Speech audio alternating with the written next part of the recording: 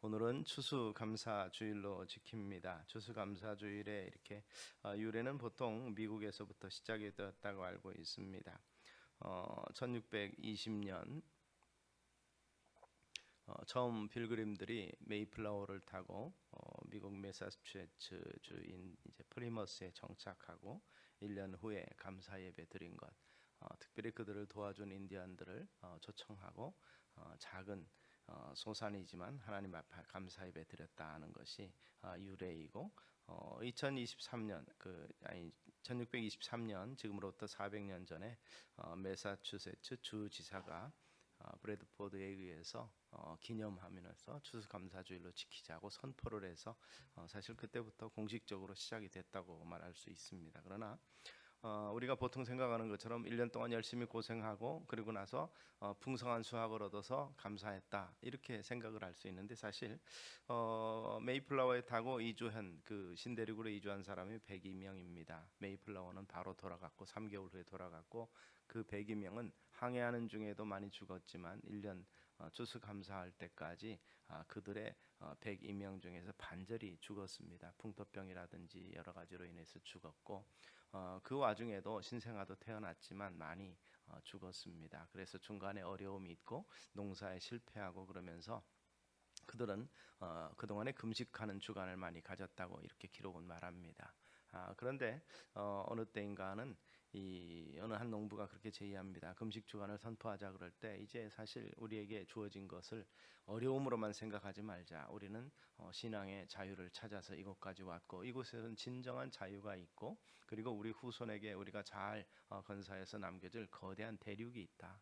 우리에게는 미래가 있으니 여기까지 인도하신 하나님을 생각하며 신명기의 말씀을 기억하고 우리가 감사 예배를 드리는 것을 감사주간으로 정하고 하는 것을 제의합니다. 해서 이 말을 옳게 여겨서 사실 금식 기간을 선포해야 될 그 시간에 오히려 감사의 기간으로 3주간을 선포했다고 합니다.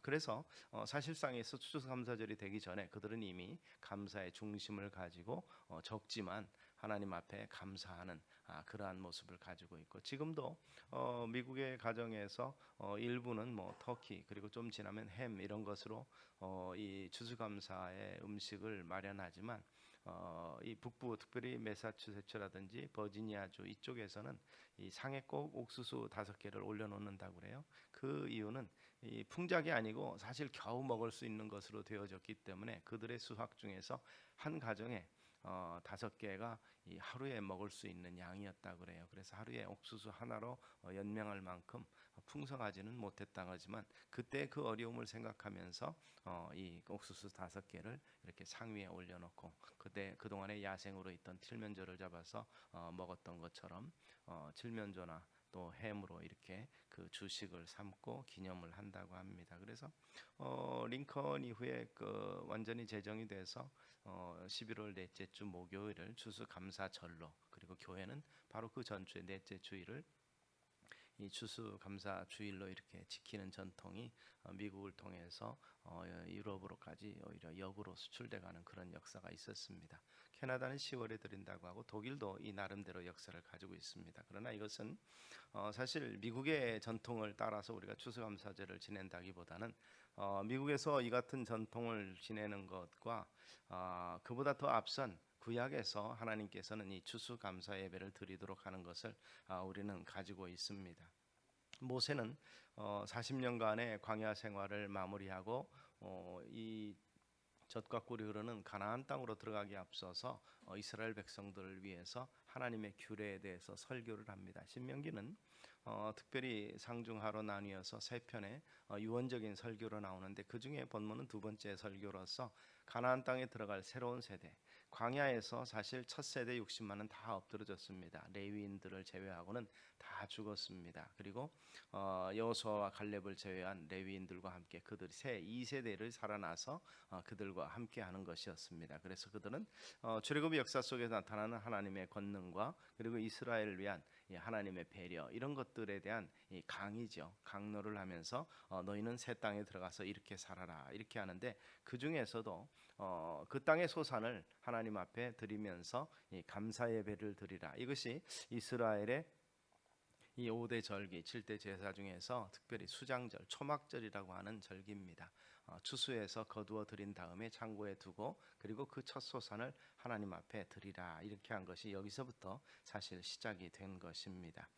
그런데 이 약속의 땅에 들어가서 할 생활 자세는 어느 곳에 언제 예배 드릴 것이냐, 이것은 추수한 이후에 드릴 것이요, 그리고 예물은 첫 소산으로 드릴 것이며, 장소는 하나님께서 약속하신 곳, 하나님의 임재가 상징이 되는 하나님의 성막 앞으로 가지고 와서 그 해 제사장에게 드려서 감사 예물로 표하라, 이렇게 하는 것입니다. 1년 동안 수고한 것, 1년 동안 거둔 것에 대한 감사라, 보통 이렇게 생각할 수 있는데, 이런 열매들을 주셨습니다라는 감사가 있지만 좀 더 정확한 의미를 보면 여기 그렇게 말하고 있습니다. 3절에 보면 이 택하신 곳으로 예물을 가져가서 감사하는데, 1년 동안 우리가 열심히 수고해서 이 같은 결실을 얻었습니다, 감사합니다 하는 감사가 아니라 여기는 뭐라고 말하냐면, 우리에게 주시겠다고 우리 조상에게 맹세하신 땅에 이르렀나이다 할 것이요, 추수한 예물을 가지고 가서 하나님 이 땅으로 보내주신 것 감사합니다 하는 기도하라는 것입니다. 감사하라는 것이죠. 우리에게 지금 당장 주어진 것들, 그것을 가지고 감사하라는 것보다는 이 땅에 온 것 자체가 더 중요한 의미가 있고, 이 땅에서 살도록 영원토록 우리에게 소유로 주신 것을 감사합니다, 이렇게 감사하라는 것입니다. 그 땅의 소소는 1년 당의 것입니다. 그러나 이스라엘에게 주어진 것은 영원히 이 종료되었던 애굽 땅에서는 가지지 못했던 소유와 이 땅 소유라든지 모든 소유가 없었고, 그리고 자유가 없었는데, 이곳에서는 자유롭게 하나님을 섬기며 이 하나님이 허락하신 각 지파별로 하루하신 그 땅 우리의 자손들에게 물려줄 우리의 소유를 갖게 하신 것, 이곳까지 인도하신 것이 그냥이 아니고 약속에 의해서 성취된 것임을 우리가 믿고 감사하며 하나님 앞에 예물 드립니다. 이러한 차원에서 예물을 하나님 앞에 드리라는 것입니다. 그래서 소산마다, 매해마다 첫 소산에 가장 좋은 것들 하나님 앞에 드리도록 이렇게 가르치고 있는 것입니다. 우리가 이것을 생각하면서 단순히 1년 동안 우리에게 주신 것 감사한다, 감사가 중요하지만, 그러나 더 중요한 의미는, 만약에 그렇다면 오늘 우리가 감사해야 될 내용은 무엇이겠습니까? 중요합니다. 가나안 땅에 들어간 것에 대해서 감사하고 함께 즐거워하라고 말씀하신 것처럼, 바로 우리에게 주어진 것은 우리에게 생명 주신, 참으로 아담도 먹지 못했던 생명실과를 우리에게 주시고 영원히 거할 그 나라를, 미래의 소망을 가질 수 있도록 주신 은혜가 더욱더 감사함이라는 것이죠. 오늘 우리가 얻은 결실들보다 더 중요한 의미가, 참으로 이 모든 것들은 다 썩어질 것들이지만, 그러나 우리가 영원히 들어갈 그 나라에 대한 감사가 있는 것이고, 또 특별히 이스라엘이 이 감사하는 내용들을 우리가 생각해 보면, 여호수아에서 보면 그렇습니다. 이스라엘 백성들이 광야에서는 그들은 유랑자였습니다. 유리하는 민족이었고, 그리고 광야에서는 사실 농사 지을 수도 없고 이런 상황이기 때문에 하나님께서 그들에게 비상식량을 주셨습니다. 그것이 곧 만나지요. 그런데 여러분, 우리가 살아가면서 요즘 같은 귀차니즘의 시대에는 이 만나 먹고 가만히 앉아서 만나만 먹는 이 광야 생활이 참 부럽겠다 하고 생각하시는 분이 있겠습니까? 근데 사실 우리 인간이라는 게 완전 식품이죠. 광야에서 아무것도 먹지 않고 요즘처럼 뭐 영양제, 비타민 먹지 않아도 만나만 먹고도 이 건강하게 유지할 수 있었고, 전쟁을 치룰 수 있었던 그만큼 이 특별한 음식이었던 것입니다. 그런데 이스라엘 백성들은 어떻게 합니까? 이제 우리 만나에 질렸습니다. 매일 어떻게 똑같은 거 먹고 삽니까? 고기 좀 먹게 해주십시오. 그리고 애굽의 고기 가마 곁에서 마늘과 부추를 먹었던 때를 기억하면서 하나님을 원망하고 불평했던 것을 우리가 기억하시기 바랍니다. 만나 같은 완전 식품조차도 이 우리 입맛에 어떤 때는 질린다는 거죠. 그래서 우리 옛날에 젊은이들이 그런 얘기했어요. 뭐 마음에 들지 않으면 밥맛이다 그러는 게, 왜 밥맛이에요? 매일 먹고 질리지 않는 밥맛인데. 그런데 별식을 먹고 싶어 하잖아요, 사람들이. 바로 그런 차원에서 이 별식 생각하는데, 이 만나를 계속 먹는 것보다 더 좋은 일이 뭔가? 그들은 하나님 앞에 감사할 일이, 이 여리고를 점령하기 위해서 이제 요단강을 건너고 그 땅의 소산을 처음 먹었습니다. 그런데 놀랍게도 그들이 그 소산을 먹은 그날, 그때의 만나가 그쳤더라, 이렇게 말합니다. 그 땅의 소산은 사실 그들이 농사한 것이 아니었습니다. 가나안 민족들이 농사한 것인데, 그것을 점령하고 그곳에서 첫 소산을 먹었는데 다음 날부터 만나가 그친 것입니다. 왜 만나가 그쳤습니까? 좀 더 안정적이고 첫 소산할 때까지, 1년 지날 때까지 하나님이 만나를 좀 더 주셨으면 좀 더 편하지 않았을까 생각을 하는데, 문제는 가나안 땅은 만나가 필요 없는 땅이라는 것입니다. 왜냐하면 그 땅은 소산을 내는 땅이요, 이스라엘에게 주어진 소유가 있는 곳이기 때문에 그곳에 거주하면서 이제는 비상식량 먹을 필요가 없다는 것입니다. 사무실에서 식사를 하면서 우리 남 목사님이 이 목사님 군대 생활 생각하면서 이 군대 이 짬밥을 한번 드셔보시겠습니까? 그래서 어떻게 우리가 군대 짬밥을 먹냐 그랬더니 요즘에 군대 비상식량 모양으로 이 식품이 나온답니다. 그래서 우리 그거 한번 먹어봅시다. 그래서 한번 주문해서 먹어봤어요. 그랬더니 이 모양은 비슷한데 군대에서 먹던 그런 비상식량, 이 웃기는 게 잘 건빵하고 뭐 몇 가지 이렇게 죽처럼 되어 있는 건데요, 그거 작전 나가서 먹으면 굉장히 맛있습니다. 왜냐하면 평소에 먹던 밥이 아니거든요. 그거 생각하면서 해봤는데 별 맛이 없어요. 그런데 이게 팔린다니 그랬더니 자주 많이 팔리고 여자들도 좋아한답니다. 이렇게 얘기를 해요. 비상식량이 맛있을 때가 있습니다. 그러나 그것은 주식이 아니죠. 가나안 땅에 들어가서 하나님께서 풍성한 곡식, 그들이 처음에 정탐하고 가져온 것은 두 사람이 메어온 포도송이와 그리고 흔히 말하는 젖과 꿀이라고 말하는 그 꿀이 뭡니까? 이 대추야자를 말한다고 그래요. 그냥 이 석청을 말하는 게 아니고 너무 달아서 꿀이라고 표현하는, 우리가 요즘에는 수입이 돼서 대추야자 말린 것들을 우리가 성지순례 갔을 때도 볼 수 있고 수입 때 볼 수 있는데, 그거 먹으면 어떻습니까? 설탕보다 더 단 느낌이 들어요. 그래서 꿀이라고 표현됐던 것 같습니다.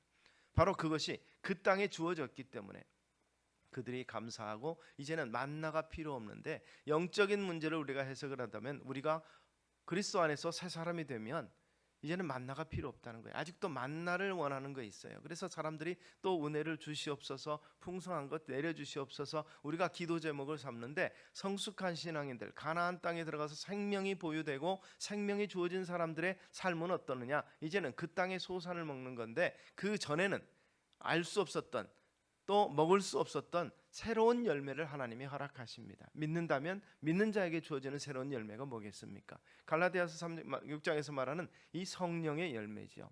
그리스도 안에서 맺을 수 있는, 즉 가나안 땅에서, 광야에서는 먹을 수 없는 이 젖과 꿀이는 그 열매를 얻을 수 있는 것처럼 예수 그리스도 안에 있는 사람에게 주어지는 놀라운 열매가 주어지고, 이제는 비상식량이 아닌 바로 주께 주시는 특별한 소산, 열매, 이것이 맺어지는 건데, 가나안 땅에 들어갔다고 해서 그것이 그냥 첫 해에는 그냥 거기 있는 것을 먹을 수 있었습니다만, 그 다음에 어떻게 돼요? 심고 거두고 하는 일이 지속되어야 결국 그들은 소산을 하나님 앞에 드릴 수 있었던 것을 우리는 기억하시기 바랍니다.